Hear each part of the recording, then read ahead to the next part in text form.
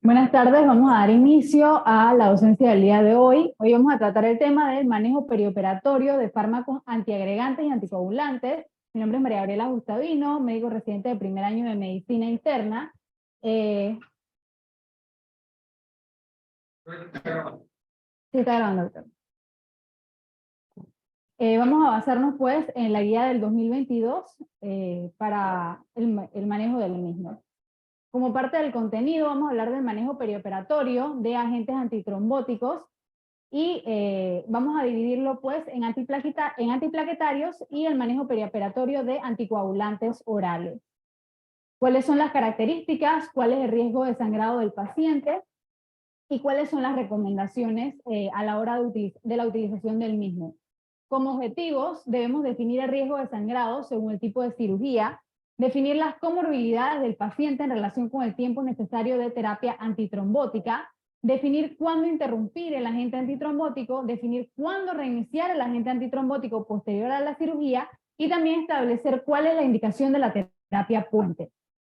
Como introducción, el manejo perioperatorio de pacientes bajo terapia antitrombótica es un escenario clínico bastante frecuente porque son pacientes con patologías bastante comunes como síndrome coronario agudo, enfermedad cerebrovascular y fibrilación auricular, que vienen pues ya con una serie de fármacos que toman diariamente y que van a necesitar pues el manejo previo a la operación para que esto se pueda realizar de la mejor forma. Entonces, a pesar de que estos fármacos proveen protección para ciertas enfermedades, también van a exponer un riesgo de sangrado y por otra parte los mismos también pueden estar asociados a complicaciones trombóticas en el periodo perioperatorio. Y defínase este periodo como la semana previa a que se realice la cirugía o el procedimiento hasta 4 semanas después, teniendo en cuenta que la quinta semana es la semana pues, más crítica, donde ya se ha visto que hay mayores resultados de eventos trombóticos y hemorrágicos adversos posteriores a una cirugía. Entonces, el manejo perioperatorio tanto de anticoagulantes como antiplaquetarios al final se mantiene como un dilema con respecto a balancear los riesgos de sangrado versus los riesgos trombóticos y vamos a evaluar pues a lo largo de esta presentación porque no siempre es tan fácil la toma de decisiones de con qué vamos a mantener al paciente.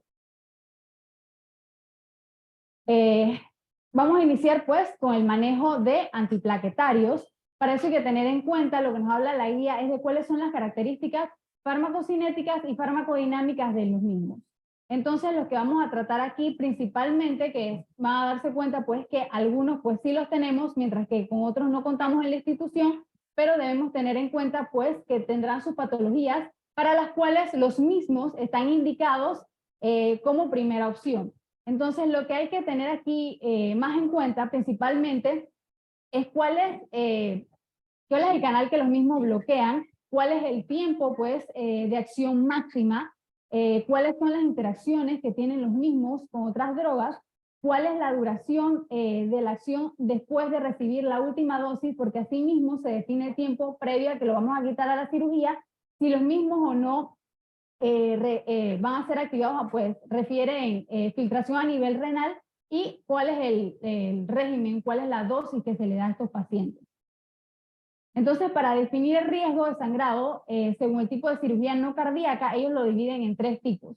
Aquellos pacientes que van a ser sometidos a algún procedimiento donde el riesgo de sangrado es menor, aquellos pacientes donde tienen un bajo riesgo de sangrado, que es que el mismo va a ser o infrecuente o que va a tener poco impacto en la clínica, y aquellos pacientes que van a tener pues, un alto riesgo de sangrado donde sí va a tener un impacto importante en la clínica del mismo. Entonces, pues revisando, ya esta tabla pues ustedes la pueden guardar y es parte pues de una de las perlas de las cosas que tenemos que tener en cuenta y de las partes más importantes pues de esta charla es saber definir eso. Ellos ponen como una cirugía de riesgo menor de cataratas o glaucoma, procedimientos dentales menores, una endoscopía, pero aquella donde no se tome biopsia o no se reseque ninguna área, y una cirugía superficial, ya sea de un absceso o de lesiones pequeñas a nivel de la piel. Aquellos que confieren un bajo riesgo de sangrado, es decir, que van a tener un bajo impacto a nivel clínico, ellos aquí te ponen pues que la cirugía a nivel abdominal y definida ya sea como colecistectomía, reparación de una hernia, hasta resección del colon, cirugía de mama.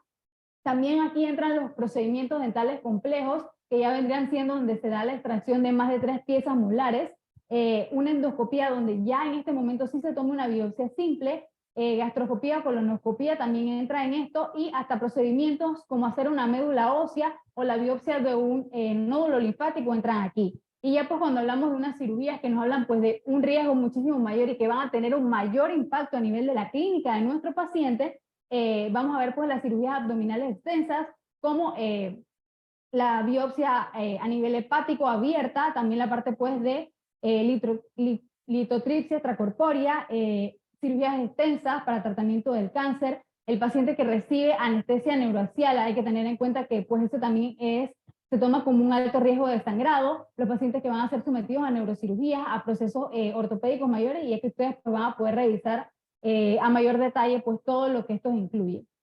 En cuanto a lo primero que nos habla la guía es la terapia antiplaquetaria única, principalmente con aspirina. Y como sabemos, pues la aspirina se utiliza como prevención primaria en los pacientes con riesgo de eventos isquémicos bajos.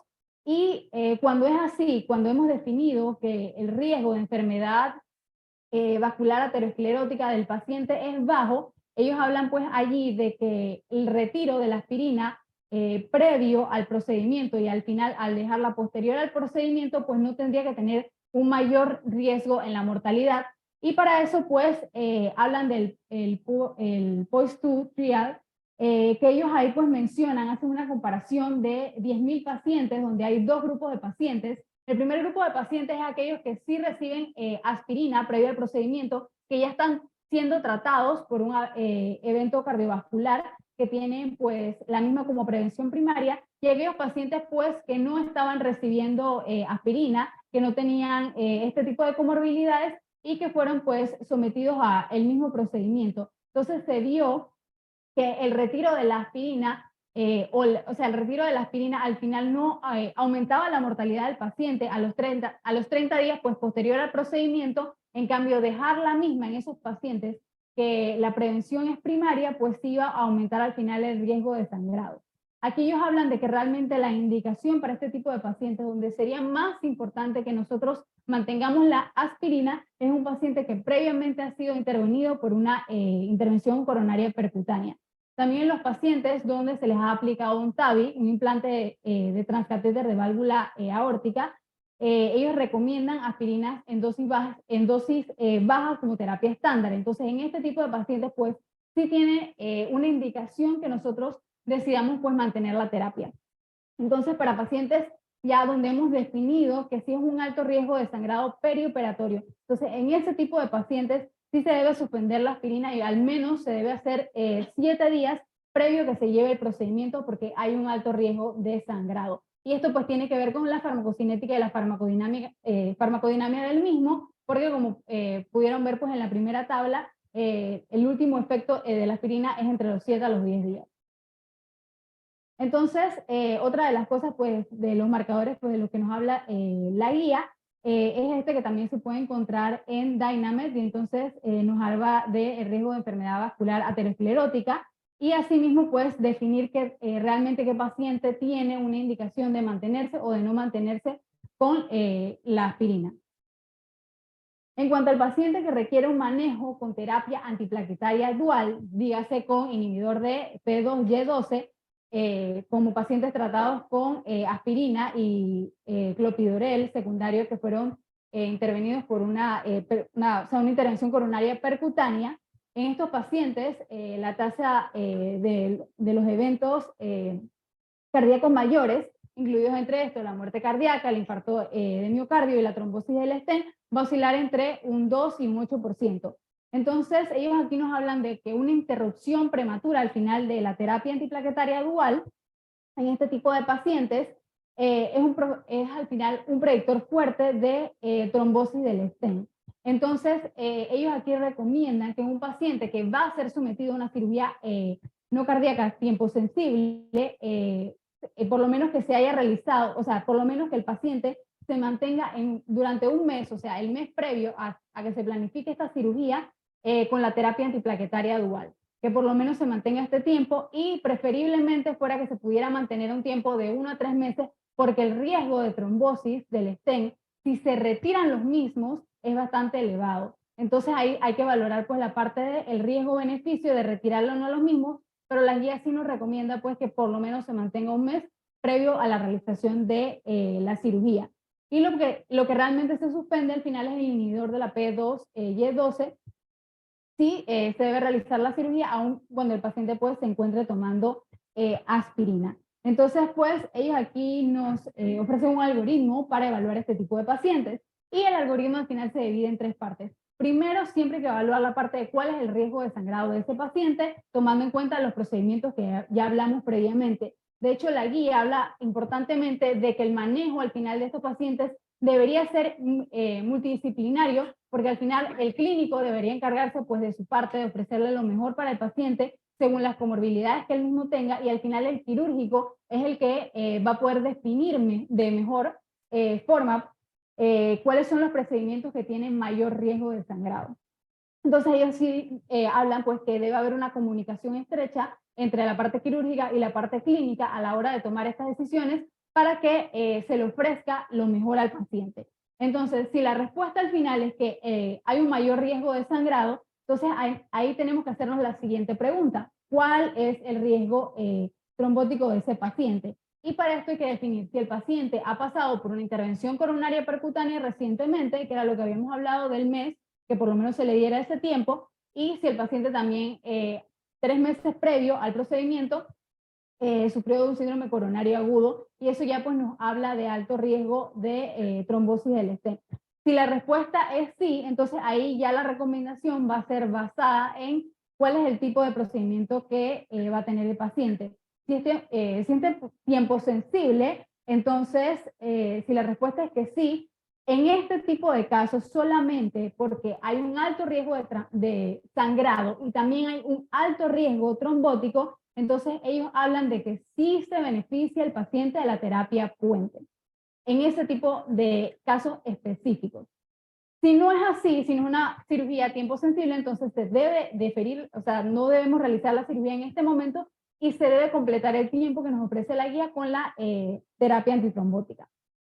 Si la respuesta es no, que si es una cirugía que tiene altas posibilidades de sangrar, pero que no tiene el paciente no tiene un alto riesgo trombótico, entonces el paciente en realidad podría continuar con la aspirina si al final tiene una condición que requiera que se mantenga con la misma, y lo que sí se debe interrumpir de la parte de la terapia dual es el inhibidor de la P2Y12, y ellos ahí te hablan de cuántos días previos a la cirugía debemos omitirlos cada uno, dependiendo pues del tiempo en el cual se mantienen activos. El ticagrelor de 3 a 5 días, el clopidogrel, que es el que más solemos utilizar, 5 días previos, y el prasugrel, que es el que más demora, 7 días previos. Y si ya pues el paciente no tiene alto riesgo de sangrado, entonces podemos continuar con nuestra terapia dual. Esa es la indicación en la cual sí se mantendría. Entonces ya para el decalaje del efecto antiplaquetario, en el paciente pues se debe programar la cirugía, y es lo que les decía, se debe discutir qué es lo mejor para el paciente entre el cirujano y el cardiólogo, y bueno, en estos casos sería pues entre el equipo de cirugía y nosotros pues internistas. Definir cuándo el paciente pues debe ser llevado a la cirugía, el decalaje, que si el paciente está utilizando inhibidores más potentes de la P2Y12, pues estos deben ser pasados a otro.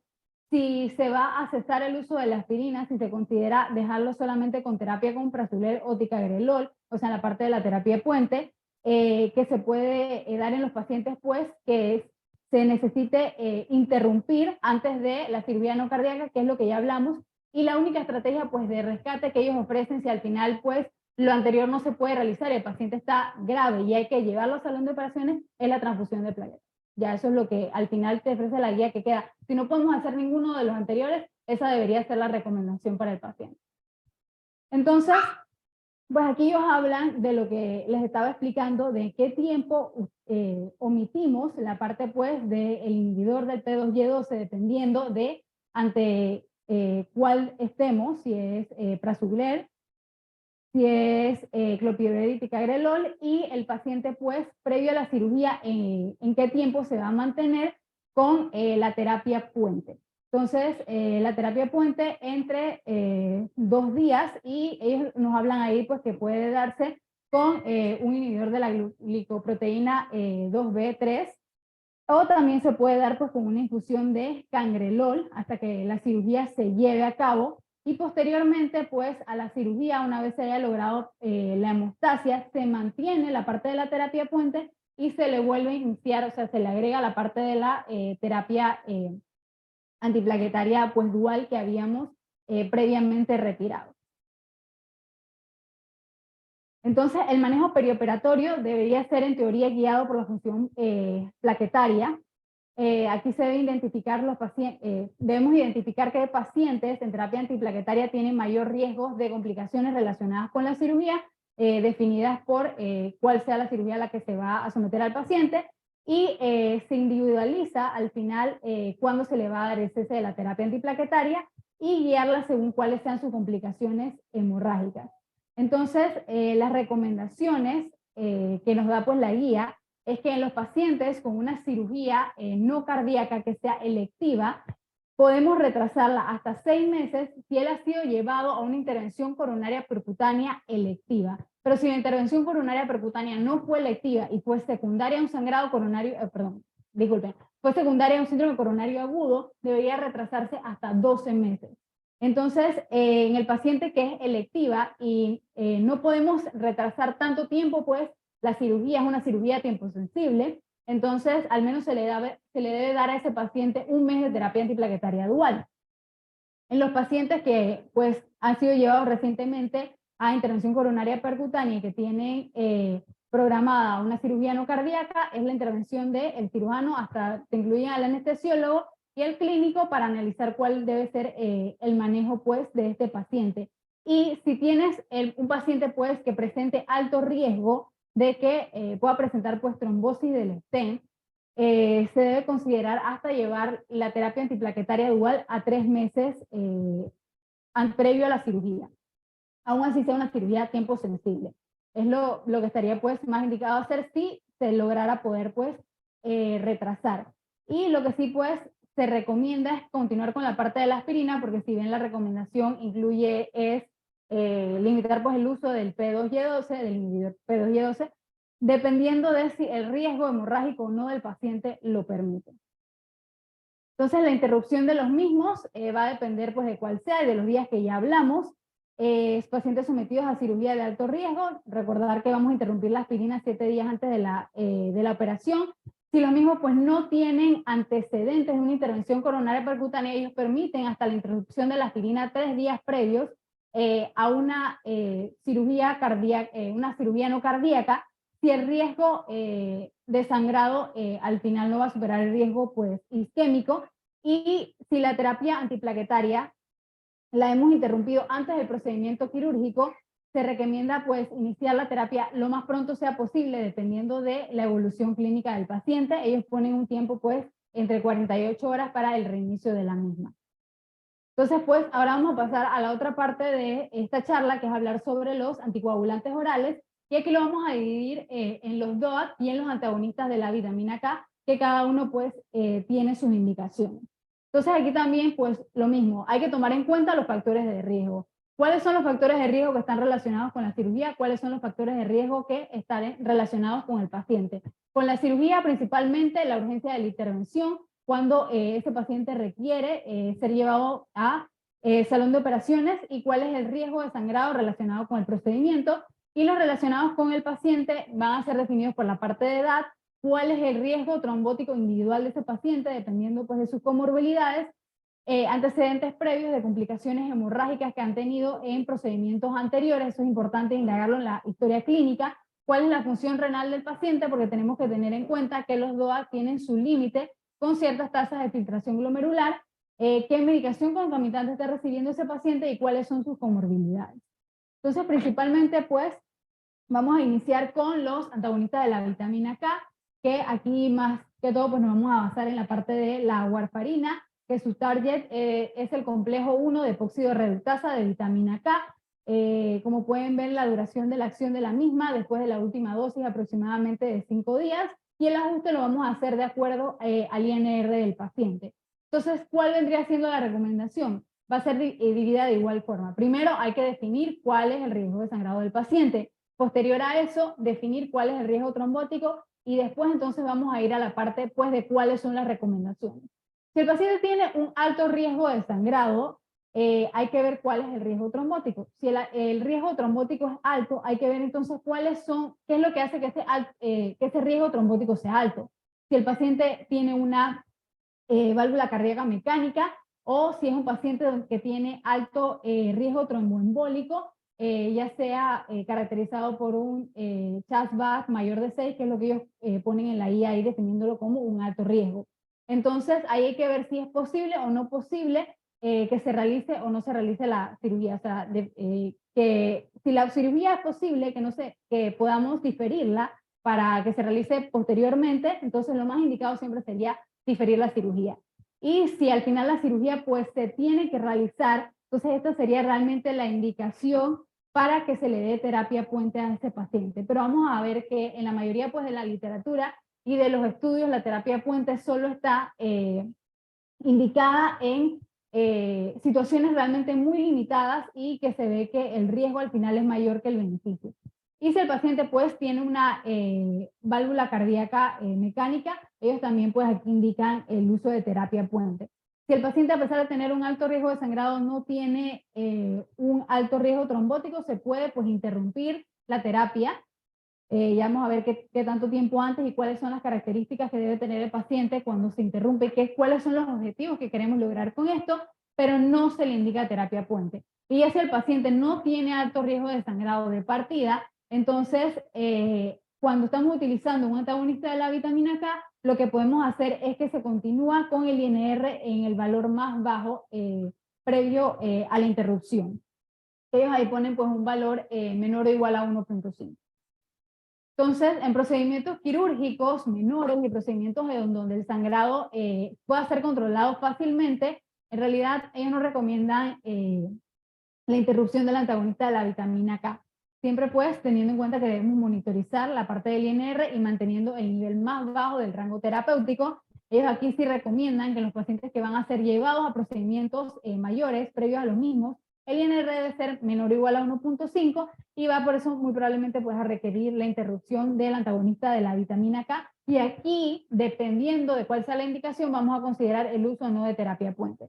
Entonces, también hablan pues que la actual generación de las válvulas mecánicas protésicas, a diferencia de las válvulas que existían pues previamente, tienen un menor riesgo de eventos tromboembólicos comparado con las generaciones previas. Entonces, la terapia puente, que era lo que les había mencionado, son en pacientes con un alto riesgo trombótico, como los pacientes con una fibrilación auricular, con un CHA2-VASc que les da mayor a 6 puntos, un paciente con una enfermedad cerebrovascular de origen cardioembólico en los 3 meses previos a la realización de la cirugía y que tenga un alto riesgo de recurrencia de eventos tromboembólicos y siempre sopesando la parte del riesgo de hemorragia frente al riesgo de tromboembolismo. Entonces, en la revisión que hice, en este estudio de riesgo de sangrado y el riesgo tromboembólico de anticoagulación puente, periprocedimientos, una revisión sistemática, un metaanálisis, ellos las indicaciones de anticoagulación de estos pacientes fueron incluidas pacientes con FA, pacientes con T previo, pacientes con TBP, pacientes con válvula cardíaca mecánica, prácticamente los pacientes pues que nos ofrece la guía. Fueron incluidos 18 estudios, 12 de los estudios eran estudios de cohorte y 6 de los estudios eran con diseño aleatorio. En el mismo, pues, las poblaciones eran bastante heterogéneas, lo cual hacía, pues, que disminuyera, pues, a la hora de comparar los mismos y, pues, los resultados fueron los siguientes. Ellos sí colocan, pues, en esta gráfica, como pueden ver, que al final aquí te comparan si favorece al grupo de terapia puente versus no favorece al grupo de terapia puente. Y como pueden ver, pues en la parte del rombo que se encuentra, o sea, que toca el 1, al final se nota que, pues, que no hay ninguna diferencia significativa, que realmente no favorece el uso de la terapia puente. Cuando nos vamos a ver, pues, al riesgo del paciente, si se le lleva con terapia puente versus al que no se le lleva con terapia puente, al final podemos ver que este favorece al grupo sin terapia puente, como podemos ver aquí pues graficado. Entonces, las conclusiones del estudio fueron que la terapia puente se asocia a mayor riesgo de sangrado y riesgo tromboembólico, que es similar comparado a aquel paciente que no fue llevado a una terapia no puente.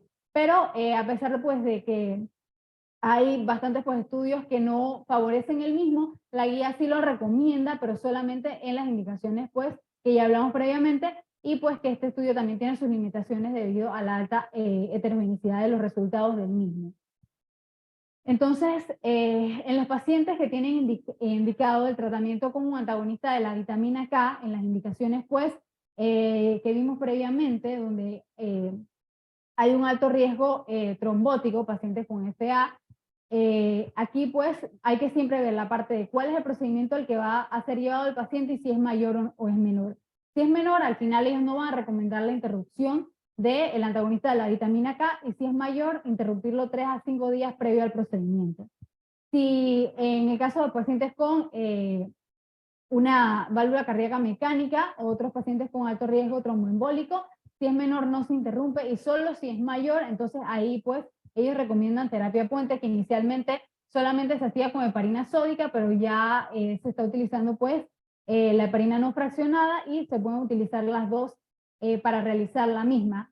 Y pues en los demás pacientes también con riesgo tromboembólico, si el procedimiento pues es menor no se interrumpe, y si es mayor también 3 a 5 días pues previo al procedimiento. Otro de los estudios pues comparativos que ofrece la guía es el de fibrilación auricular, que es un ensayo aleatorio, doble ciego, placebo controlado, donde se daba la medición de la eficacia primaria y de la seguridad primaria de si había un sangrado mayor a los 30 días posterior a la intervención del paciente.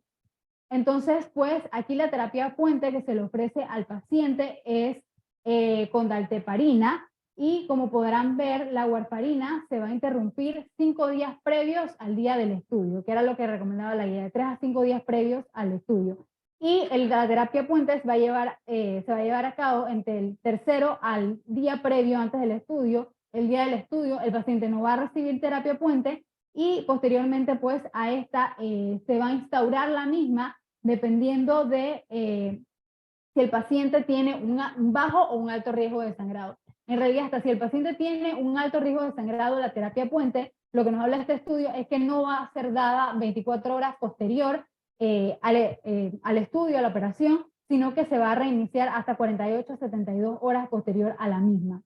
Entonces, al final, la estrategia de descontinuar la warfarina sin el uso de anticoagulación puente no fue al final inferior al uso de la terapia puente.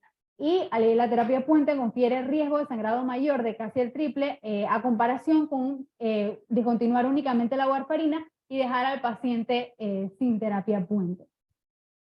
Entonces, después de esto tenemos que preguntarnos cuándo vamos a reiniciar el antagonista de la vitamina K.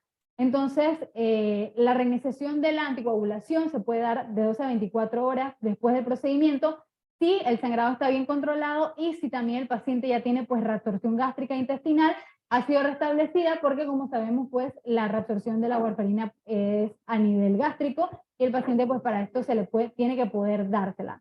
Entonces, ¿a qué dosis le vamos a reiniciar la warfarina al paciente? Esa es otra pregunta que también tenemos que hacerlo. Entonces ya ese paciente con una dosis de mantenimiento se le va a dar la misma más el 50% de esa dosis por 2 días. Y después él va a quedar con su dosis de mantenimiento. A los pacientes que se les da un tratamiento con terapia puente porque se ha definido previo a la cirugía que se benefician de la misma, entonces se va a reiniciar el antagonista de la vitamina K 24 horas luego del procedimiento, siempre y cuando el sangrado esté bien controlado y se mantenga alcanzar el INR en rango terapéutico previo al retiro del mismo.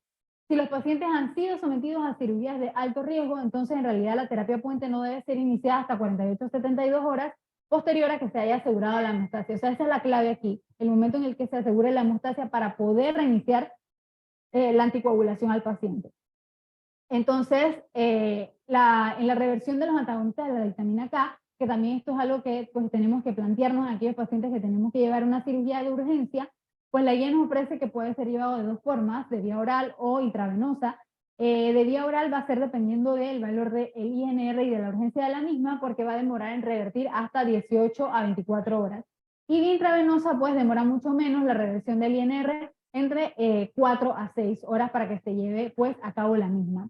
Entonces, en los pacientes que vayan a necesitar que esto se dé de forma inmediata, la indicación sería que se utilizara pues plasma precongelado o concentrado de complejo protrombínico, y la utilización del mismo ya viene dada por el valor de INR del paciente. Entonces, dependiendo del mismo, así se va a colocar las unidades por kilo como dosis máxima, 5.000 unidades, que eso representa pues un peso de 100 kilos. Entonces, esos pacientes pues que van a requerir un agente de reversión, ellos necesitan que se les dé un monitoreo de los parámetros hemodinámicos y que siempre se esté valorando la parte del riesgo trombótico y de sangrado en la fase preoperatoria, porque al final pues la reversión del mismo puede ser insuficiente y que el paciente pues presente un rebote protrombótico.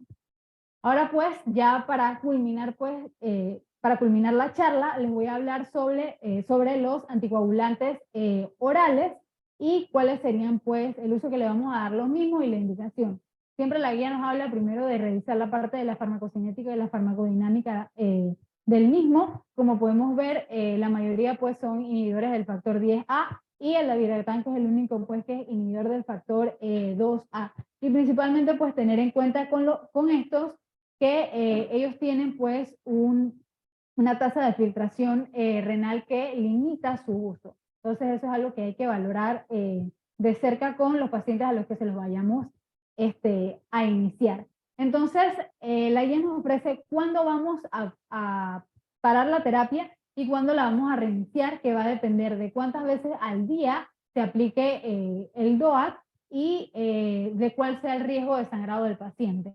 Si el paciente tiene un bajo riesgo de sangrado, de hecho, el paciente que solamente lo toma una vez al día ni siquiera se lo tengo que quitar, como en el caso del rivaroxaban y edoxaban. En el caso del paciente que lo toma 2 veces al día, con que no le dé la dosis de la tarde, con eso basta, y una vez pues lograda la hemostasis se pueden reiniciar aproximadamente después de 6 horas de la realización de la cirugía, siempre y cuando el riesgo de sangrado sea bajo. Ya cuando hablamos pues de un riesgo de sangrado moderado, entonces pues sí se debe interrumpir el día previo y se debe considerar el reinicio de los mismos en la noche posterior a la cirugía. Y si ya tiene pues un alto riesgo de sangrado, ellos recomiendan diferirlos 2 días previos a la utilización de los mismos, y dependiendo de la indicación del paciente, se puede reiniciar un día posterior o hasta 48 72 horas si el riesgo es muy alto. Entonces, pues, además de eso, hay que dividirlo según la tasa de filtración, y como se van a dar cuenta, el único que se puede utilizar con una tasa de filtración entre 15 a 29 son el apixaban, el rivaroxaban y el edoxaban, mientras que el dabigatran pues no se puede utilizar a estas tasas, y con tasas menores de 15 a pacientes en hemodiálisis pues no se recomienda la utilización pues de los mismos. Entonces, pues también definido, dependiendo de la tasa de filtración, asimismo la cantidad de horas pues que el paciente, y dependiendo también pues del tipo de cirugía, la cantidad de horas que se debe hacer el retiro de la misma. Ya pues, para hablar de cuando se trata de una cirugía no planificada en pacientes que estamos utilizando anticoagulantes, los DOAC no antagonistas de la vitamina K, ¿qué vamos a ofrecerle a estos pacientes para reversión de procedimientos de emergencia? Y aquí definir siempre pues cuál es el grado de urgencia de la cirugía, si es inmediato, que quiere decir que tiene que ser llevado a los minutos una vez se ha definido la urgencia, si es algo urgente que se puede llevar en un lapso de horas, o si es algo tiempo sensible que se puede llevar pues al lapso de días. Entonces en este caso sí es importante pues hacerle previo a los pacientes sus pruebas de anticoagulación, y también si tuviéramos antifactores, que creo que acá pues no sé realmente si contamos con los mismos, y si se pudiera también, porque esto se pueden medir en plasma, los niveles del DOAC en el plasma. Entonces hay que definir cuándo fue la última vez que el paciente tuvo su dosis. Si la dosis fue mayor a 12 horas, en realidad ellos consideran que se puede iniciar el procedimiento por el tiempo de acción de los mismos, no contraindica. Pero si la última vez que se tomó el tiempo fueron menor a 12 horas, entonces hay que definir cuál es el grado de urgencia. Si el paciente pues tiene un alto grado de urgencia, ahí había que irse a ver las pruebas de coagulación del mismo, y si es realmente seguro, pues que sea llevado o no sea llevado a la cirugía. Para esto, pues tenemos que tener en cuenta qué es lo que vamos a hacer para interrumpir y revertir los anticoagulantes orales, que para los mismos sí se cuenta con agentes específicos, que serían pues los agentes de primera línea, y en caso de que no se cuente con agentes específicos, se cuenta con el concentrado de complejo protrombínico, principalmente pues el de factor 4 o el de factor activado, que pues ya se utilizarían en casos de urgencia donde no se cuente con el agente específico.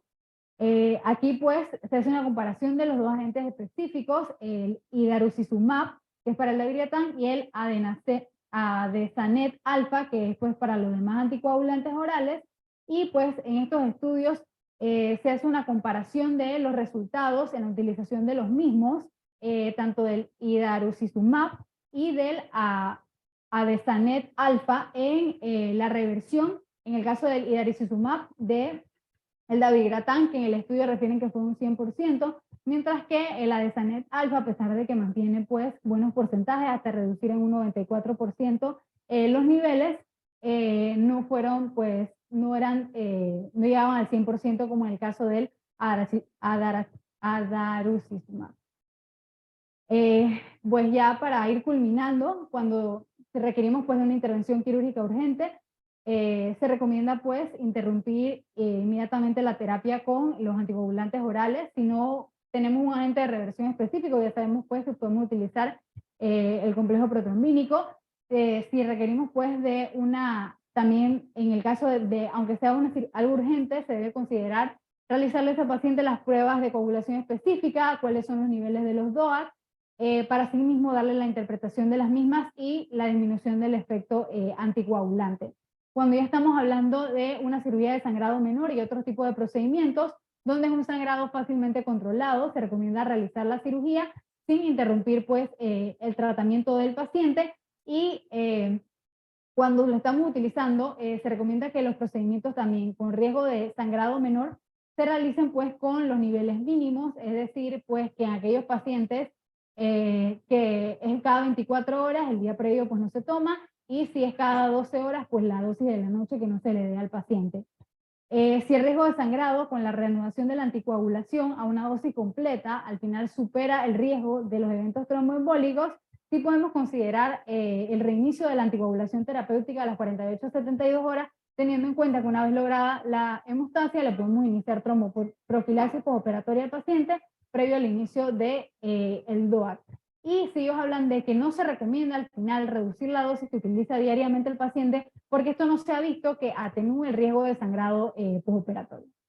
Ya como puntos pues a llevar a casa, teniendo en cuenta que el manejo de pacientes que toman agentes antitrombóticos y necesitan cirugía, un procedimiento invasivo debe considerarse riesgo de sangrado versus el riesgo de trombosis, tanto relacionado con el paciente como con el procedimiento. En los pacientes que han sido llevados a intervención coronaria percutánea previa, en ausencia de un riesgo de sangrado alto, se debe considerar pues mantener la aspirina a dosis baja dentro del periodo perioperatorio. Cuando requerimos llevar al paciente una cirugía pues no cardíaca, la interrupción de los inhibidores, la P2Y12, va a depender del tipo de inhibidor, y la indicación pues adicional de cuándo mantener o limitar la terapia antiplaquetaria dual. En los pacientes que fueron llevados a una intervención coronaria percutánea electiva y van a ser llevadas a una cirugía que pues no urgente, mantenerlo 6 meses, pues su manejo, y 12 meses si es un síndrome coronario agudo. Si en las cirugías de alto riesgo, ahí sí se recomienda omitir la aspirina 7 días previos al procedimiento, pues, y en pacientes con cirugía de alto riesgo, donde se valora riesgo de beneficio, se puede interrumpir hasta 3 días previo a la parte pues de la aspirina. En las cirugías donde el riesgo de sangrado es menor y otros procedimientos donde el sangrado puede ser fácilmente controlado, podemos muy bien, no es necesaria la interrupción de nuestro DOAC, y la interrupción del mismo va a ser dada según el tipo de compuesto que es, la función renal del paciente y el riesgo de sangrado. Tomar en cuenta que la terapia puente realmente su mayor indicación va a ser en los pacientes con el uso de válvula mecánica cardíaca y un riesgo de sangrado alto. Y si el riesgo de sangrado supera el riesgo tromboembólico, podemos reiniciar la anticoagulación entre 48 y 72 horas, teniendo en cuenta que podemos iniciarle la tromboprofilaxis una vez lograda la hemostasia del paciente. Gracias, y eso fue pues, lo que les trajo hoy.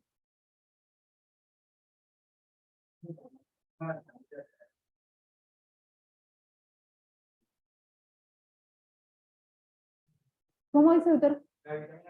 Okay.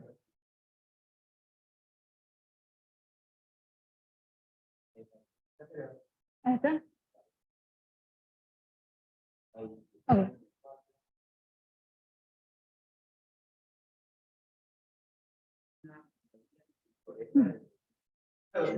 Esta es la del 2022.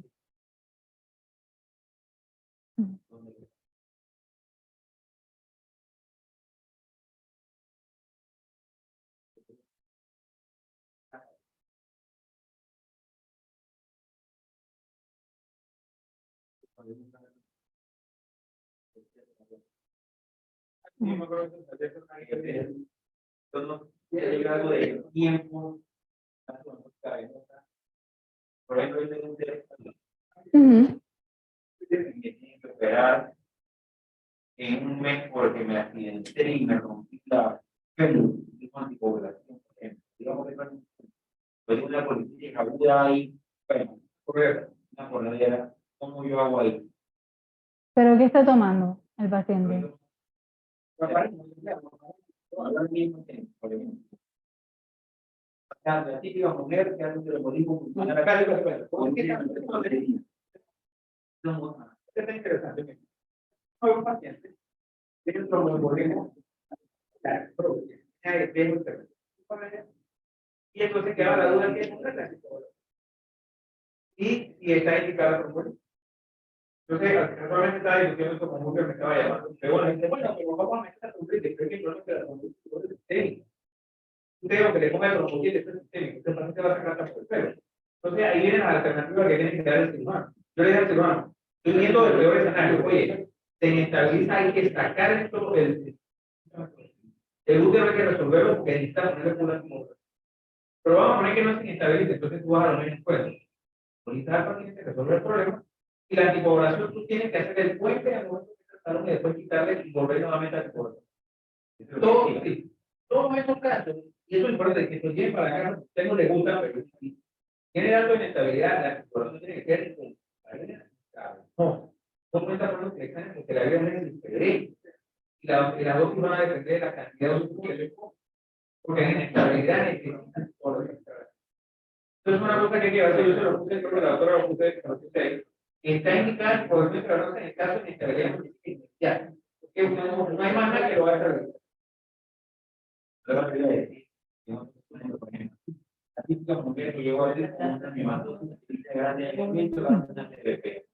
Para poder avanzar el proceso, esto es que no están ya no están sangrando, no tiene que ver, usted lo manda para acá, tiene que ver todo, lo que pasa es que el la cosa causa el trombo. Es la causa. Entonces, ¿en qué tiempo le vamos a operar? ¿En qué tiempo le va a hacer esterectomía? Bueno, o sea, ella tendría un riesgo de sangrado mayor. Entonces, ¿cuánto tiempo ya lleva con la terapia? No, y que después de esta semana, usted le da una mañana del lunes. Normalmente, como la dice, bueno, usted viene más a la boca, y siempre lo va a operar. Que tiene un tromboembolismo. Y no está sangrando ahora. Ya le digo, prepararon, se acabó. Estamos encantados con el colectivo, nos matan para buscar. Y yo, bueno,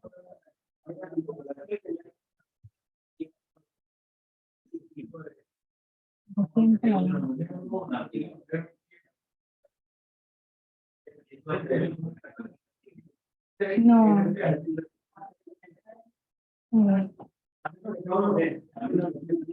3 meses para una actividad electiva, después un paciente hace una revuelta, y luego voy a mandar el cuadrito. No, aquí solo, o sea, aquí lo que te hablan es de la parte del síndrome coronario agudo y en qué tiempo. Cuando usted va a poner la anticoagulación, y eso es un rato. Usted tiene que definir el evento con el celular.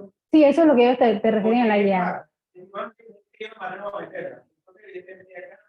Ajá. O el paciente igual. El paciente, una cosa, usted tiene que ver con menos que garantice la vida. No es inevitable. Siempre tiene que ver la estabilidad en el que va a definir ese momento de salud. El juego no puede estar ahí. Pero el juego va a llegar un momento que se va a salir. Después va a la cronicidad. ¿La cronicidad con qué? Con el DOAX, con el como todos los pacientes que van por un procedimiento selectivo, usted hace ahora sí la esquematiza. Dentro del grupo que mira, va por un procedimiento selectivo, en anticoagulación crónica, 2 días antes o 3 días antes le queda anticoagulación, le hace el puente, lo opera, le pone el puente 2 días y vuelve a instalar. Hasta completar. Este paciente sí, ya después de los 3 meses, usted toma la decisión.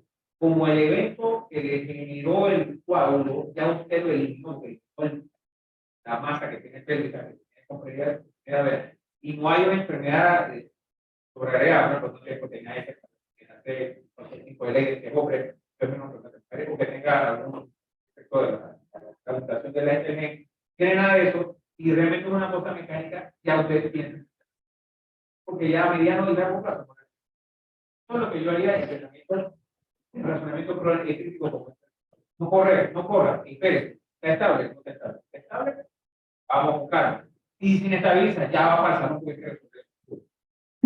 Porque hay que resolverlo. Y otra cosa, no corre, porque otra cosa, corremos trombolisis. Vean, la trombolisis no es inocua. Lo que pasa es que usted no la han sangrado. Una vez me sacó un paciente con trombolisis, me hernió al frente. Se sangra. Pues imagínate que el paciente tiene la mitad del polo. Así que estoy como más hay que, no irte corriendo a la guía es guía, y el caso individual. Casualmente hablé con Julio, publicado de tromboembolismo pulmonar masivo con sangrado uterino, por parto y por otras cosas. Ahí viene cuánto publicaban 12 casos. Entonces, uno puede tomar decisiones con 12 casos. Y de esos 12 casos, 8 casos dije exitosos. Pero son casos bien escogidos porque ellos no van a meter nada al caso. Bueno, ya la gente dice, no es familiar, bueno, se puede morir. Normalmente se muere. Y aquí no toman nota.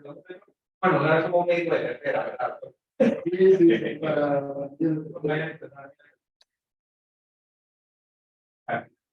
siempre preguntar, no sé qué, solo pregunte la opinión de alguien más viejo. Y Mario Miguel, lo de que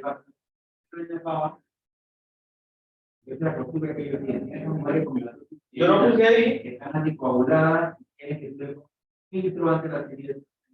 Yo se lo puse no tiene indicación del filtro de la cabeza. Esto se es que parece una concentración absoluta para la absoluta, no está grado activo. Pero lo contrario no. Yo sí te quiero felicitar por tu predicción.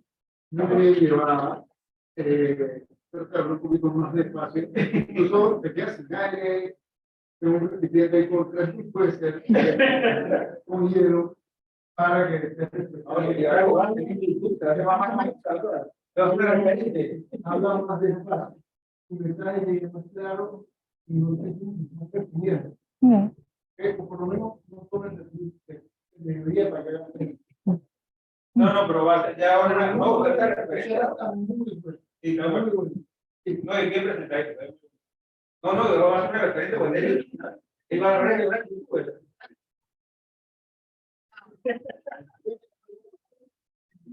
Guau.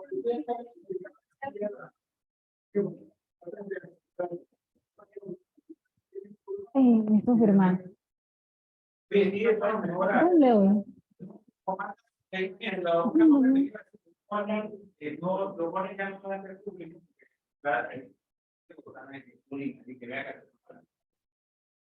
No, porque es que la idea de esto es que los otros colegas puedan aportar más cosas. Mira, hay muy buenos comentarios que han dado los redactores.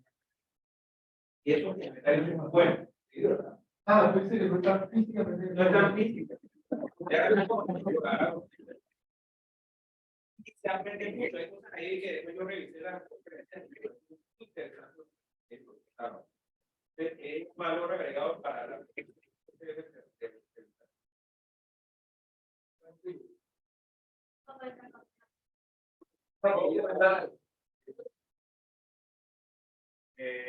Volviendo a la misma línea, doctor, obviamente, obviamente la guía habla principalmente es solo la banda vertical. Pero cuando revisas otra literatura, que es lo que te decía de otras condiciones dice un chatbot 25 mayor o un TEP en los últimos 3 meses, un infarto o un stroke en los últimos 3 meses. Todo eso también es un indicador para tu poder darle a un paciente de la obviamente la guía solo te habla de la parte mecánica, pero es importante que tengan presente cuando haces las preoperatorias que hay otras condiciones Que hasta arriba trombético. Obviamente cuando haces las preoperatorias siempre y es una cirugía de urgencia que la mayoría de las veces que el paciente está tomando warfarina, siempre saber tener el número de centro en mayor de 1.5 y no a todos los pacientes está indicado poner plasma precongelado, que es lo que tenemos. Es un paciente que no tiene datos de sangrado mayor o lo demás, solo le pones vitamina K. Inclusive dice que le puede poner entre 1 a 2 miligramos vía oral y normalmente el paciente tiene. Es el de para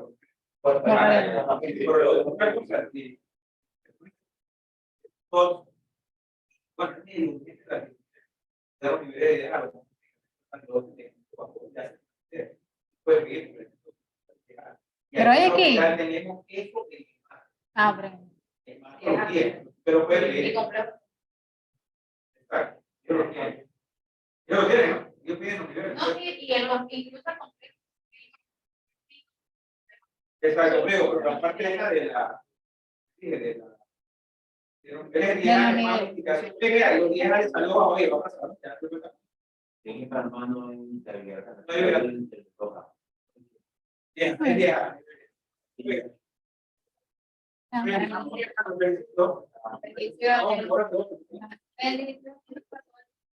Ay, por favor, que está quebrado.